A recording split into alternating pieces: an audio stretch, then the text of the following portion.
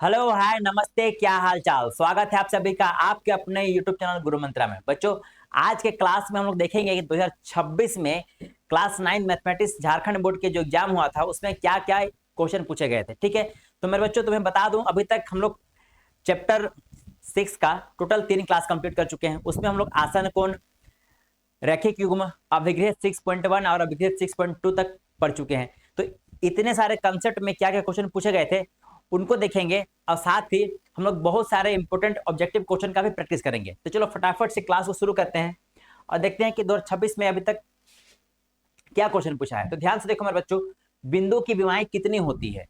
तो मैंने क्लास में तुम्हें बताया था कि ध्यान से देखो, अपने पास एक लाइन है ना, अपने पास एक लाइन है जिसके पास सिर्फ लंबाई होती है। अगर अपने पास 2D फिगर है, मान लीजिए कुछ इसी तरह से, जो कि आयत है, तो मेरे बच्चों इसके पास लंबाई होती है और चौड़ाई होती है। अगर मेरे बच्चों यहाँ पर कुछ 3D फिगर है इस तरह से, ठीक है, तो इसके पास अपने अपने को क्या क्या देखने को मिलता है, लंबाई, चौड़ाई और ऊंचाई। ये लंबाई हो गया, ये चौड़ाई है और ये ऊंचाई है। ठीक है, तो मेरे बच्चों इसे हम लोग कहते हैं 1D फिगर यानी कि 1 डायमेंशनल। क्लियर है। इसे हम लोग कहते हैं 2D फिगर यानी कि 2 डायमेंशनल। इसे हम लोग कहते हैं 3D फिगर यानी कि 3 डायमेंशनल। तो मेरे बच्चों यहाँ पर पूछा है कि बिंदु की विमाएं कितनी होती है। तो मैंने तुम्हें क्लास में बताया था मेरे बच्चों, बिंदु एक ऐसा ज्योमेट्रिक फिगर होता है जिसके पास ना तो लंबाई होता है, ना तो चौड़ाई होता है और ना ही ऊंचाई होता है। तो इसकी विमाएं कितनी होती है। तो मेरे बच्चों इसकी कोई विमाएं नहीं होती, इसकी विमाएं 0 होती है। क्लियर है। अरे क्वेश्चन 2026 में पूछ चुका है। अब आगे देखो, 85 का संपूरक क्या होगा। तो मेरे बच्चों तुम्हें क्लास में मैंने बताया था कि जब दो कोणों को हम लोग जोड़ देते हैं और दोनों कोणों का योग अगर 180 डिग्री आ जाए तो उसे हम लोग क्या कहते हैं, संपूरक कोण कहते हैं। कुछ इस तरह से, अगर angle one plus angle A plus angle B अगर 180 डिग्री है, तो मेरे बच्चों ध्यान से देखो, यहाँ पर एक कोण का वैल्यू दे रखा है 85 डिग्री। ठीक है, तो हमें एंगल बी निकालना है, यानी कि दूसरा एंगल क्या होगा ये पूछा है।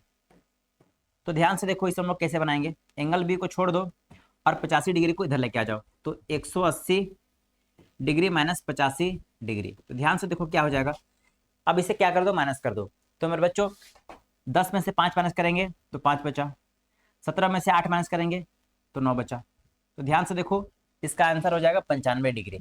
तो ऐसे क्वेश्चन बोर्ड एग्जाम में आते हैं जो कि बहुत ज्यादा आसान होते हैं। कंसेप्ट अगर क्लियर है तो यकीन रखो सब कुछ बन जाएगा। ठीक है, अगर मेरे बच्चों कंसेप्ट अभी तक क्लियर नहीं है तो अभी तक टोटल 3 क्लासेस हो चुकी है।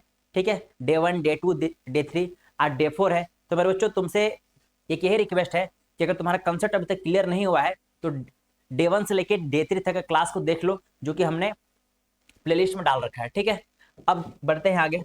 अब देखो ध्यान से, यदि दो आसन कोणों का योग 180 डिग्री है मेरे बच्चों, तो कोण क्या कहलाते हैं। ध्यान से देखो क्या बोला है, और कोई दो आसन कोण। ठीक है, ध्यान से देखो, आसन कोण यहाँ पर एंगल 1 है और यहाँ पर एंगल 2 है। ठीक है, एंगल 1 है, यहाँ पर एंगल 2 है। तो मेरे बच्चों अगर एंगल 1 प्लस एंगल 2 अगर 180 डिग्री हो जाता है, ठीक है, तो यहाँ पर क्या दे रखा है, आसन कोणों का योग दे रखा है, आसन कोण। तो ध्यान से देखो, ये सभी क्या है, आसन कोण है। तो जब भी आसन कोणों में दो कोणों का योग 180 डिग्री होता है तो उसे हम लोग क्या कहते हैं मेरे बच्चों, हम लोग कहते हैं रैखिक कोण का युग्म कहते हैं। ठीक है, क्या बोलते हैं, रैखिक कोण का युग्म बोलते हैं। अब ध्यान से देखो अगला क्वेश्चन, एक न्यून कोण का माप क्या होता है। तो मेरे बच्चों तुम्हें बताया था एक न्यून कोण क्या होता है। ध्यान से देखो, अगर इसे हम लोग 0 डिग्री लेते हैं, ठीक है, इसे हम लोग 90 डिग्री लेते हैं, तो 0 डिग्री से ऊपर अगर इस वाले न्यून कोण का वैल्यू x है, ठीक है, तो कहां कहां तक जा सकता है। तो ध्यान से देखो, ये 0 डिग्री से तो बड़ा होगा, ठीक है, और 90 डिग्री से छोटा होगा।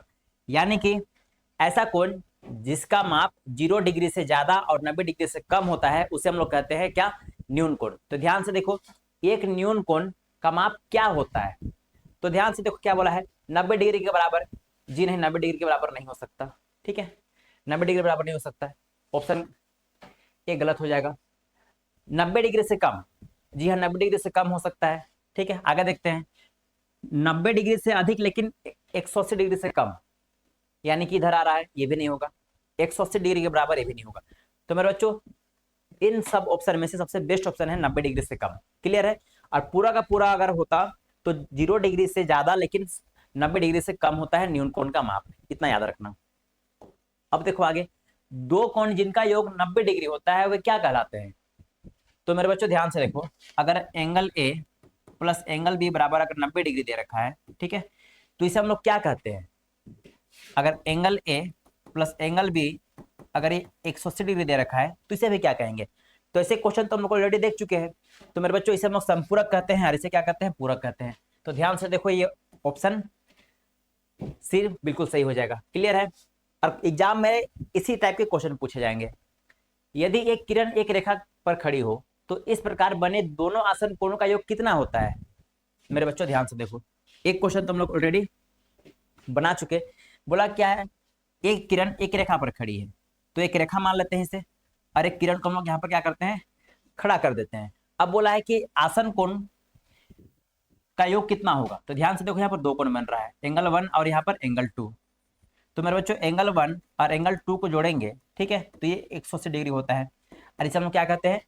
रैखिक युग्म भी कहते हैं। ठीक है, तो ध्यान से देखो, यहाँ पर क्या हो जाएगा? Option B.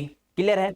अब देखो आगे, यदि दो रेखाएं परस्पर प्रतिच्छेद करती है तो ऊर्ध्वाधर विपरीत कोण क्या होते हैं? ध्यान से देखो, यदि दो रेखाएं, ठीक है मेरे बच्चों, यदि दो रेखाएं एक दूसरे को क्या करते हैं? प्रतिच्छेद करते हैं। ठीक है, क्या करते हैं? प्रतिच्छेद करते हैं। तो ऊर्ध्वाधर यानी कि वर्टिकली ऑपोजिट एंगल क्या होता है? तो ध्यान से देखो मेरे बच्चों, अगर यहाँ पर एंगल 1 है, ठीक है, और ये एंगल 2 है, एंगल 3 है, एंगल 4 है, तो याद रखना, जब भी कोई दो लाइन आपस में प्रतिच्छेद करे, ठीक है, तो उसके सम्मुख कोण क्या होते हैं? बराबर होते हैं। यानी कि एंगल 1 बराबर हो जाएगा एंगल 2 के, और एंगल 3 बराबर हो जाएगा एंगल 4 के। ठीक है, तो इसके हिसाब से क्या हो जाएगा? वे बराबर होते हैं। बस इतना आसान आसान क्वेश्चन तुम्हारे एग्जाम में आएगा। आगे देखो, वह कोण जो 180 डिग्री से अधिक और 360 डिग्री से कम होता है उसे हम लोग क्या कहते हैं? वह कोण जो 180 डिग्री से अधिक होता है, ठीक है, लेकिन उसका माप 360 डिग्री से कम होता है, तो उसे हम लोग क्या कहेंगे? तो मेरे बच्चों अधिक कोण क्या होता है? अधिक कोण की वैल्यू 90 डिग्री से ज्यादा लेकिन 100 डिग्री 180 सॉरी हाँ 180 डिग्री से कम होता है। ठीक है, ध्यान से देखो कुछ इस तरह से, अगर यहाँ पर 90 डिग्री है और ये 180 डिग्री है, ठीक है, तो मेरे बच्चों अगर इस वाले पोर्शन में, इस वाले रीजन में जो भी एंगल होता है इसे हम लोग अधिक कोण कहते हैं। क्लियर है? संपूरक कोण तो क्या होता है? कोई जब दो कोणों को जोड़ेंगे तब 180 आना चाहिए, यानी कि ये ऑप्शन ए और बी तो क्लियर है, जो कि नहीं होगा। अब बचा यहाँ पर प्रतिवर्ती कोण या फिर सीधा कोण। तो सीधा कोण क्या होता है मेरे बच्चों? हम लोग एक लाइन को क्या बोलते हैं? रिजु कोण बोलते हैं, सीधा कोण बोलते हैं, या फिर स्ट्रेट कोण बोलते हैं। ठीक है, तो जिसकी माप होती है 180 डिग्री, तो ये भी नहीं होगा। तो बचा क्या?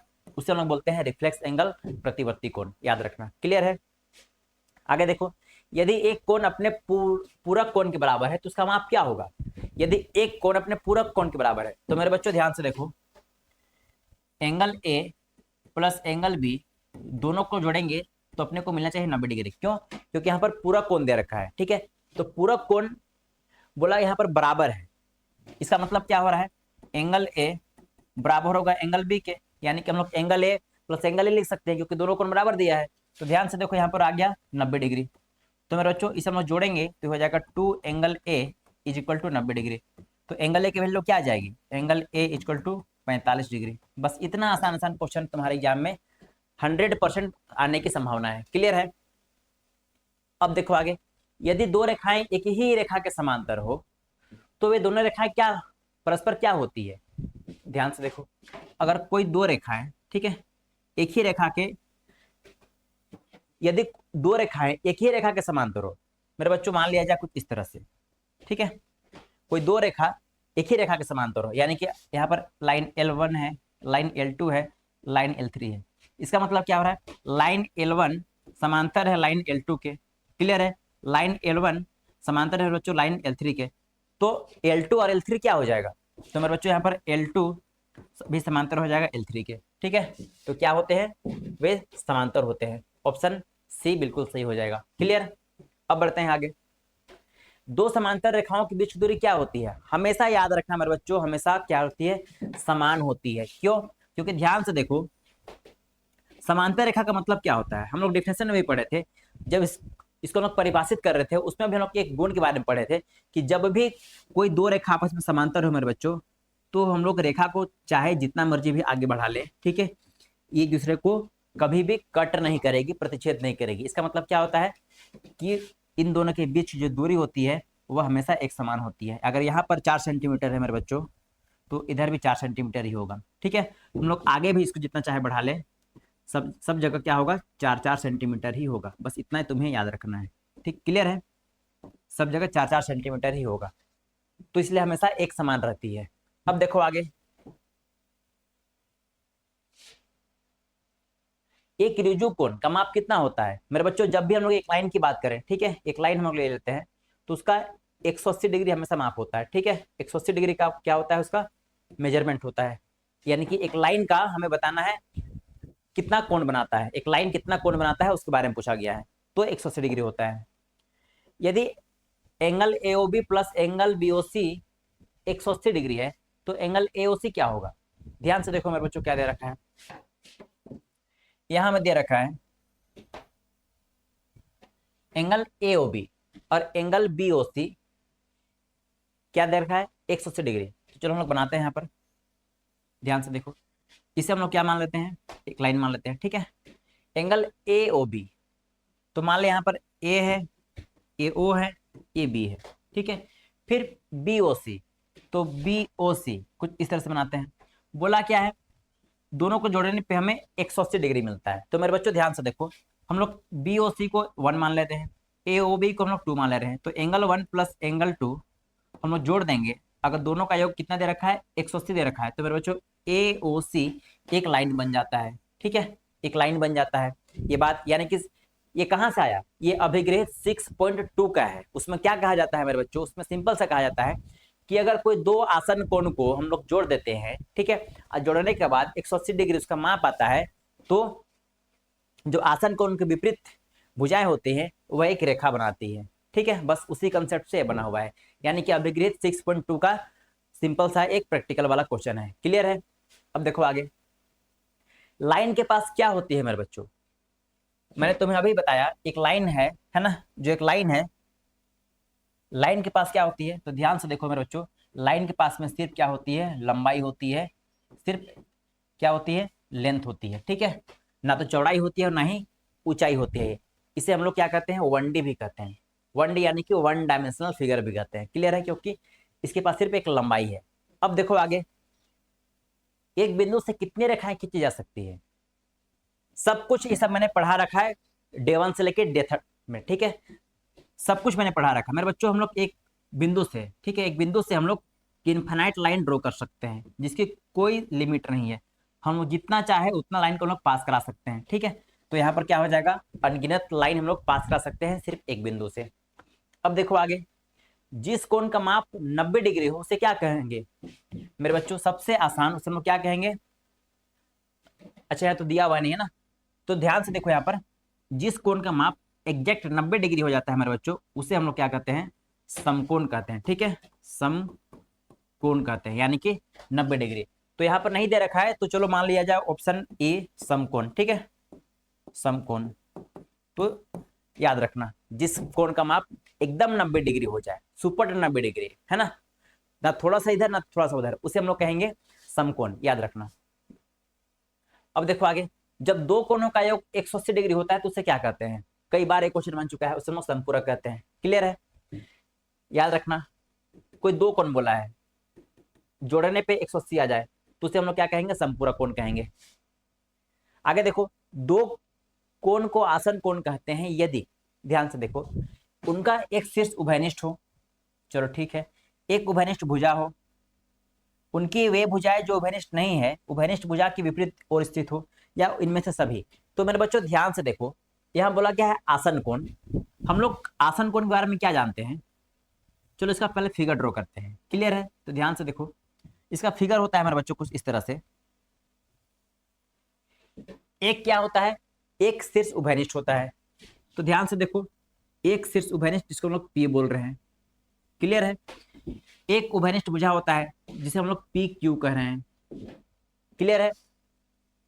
उनकी वे भुजाएं जो उभयनिष्ठ नहीं है, जैसे यहाँ पर पी और आर और पी और एस क्या है मेरे बच्चों, उभयनिष्ठ नहीं है, उभयनिष्ठ भुजा के विपरीत ओर स्थित हो। तो ध्यान से देखो, जो उभयनिष्ठ भुजा यहाँ पर पी क्यू दे रखा है उसके विपरीत में है पी आर और पी एस।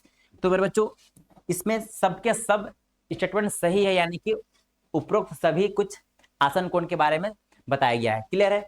तो दो आसन कोण, सॉरी दो कोण आसन कोण, दो कोण को आसन कोण कहते हैं यदि उनका एक शीर्ष उभयनिष्ठ हो, बिल्कुल सही है, एक उभयनिष्ठ भुजा हो जो यहाँ पर PQ है, और उनकी वे भुजाएं जो उभयनिष्ठ नहीं है, उभयनिष्ठ भुजा के विपरीत और स्थित हो, जो कि PR और PS उभयनिष्ठ भुजा PQ के जस्ट विपरीत में क्या है, स्थित है। क्लियर है? अब बढ़ते हैं आगे। तो ध्यान से देखो मेरे बच्चों,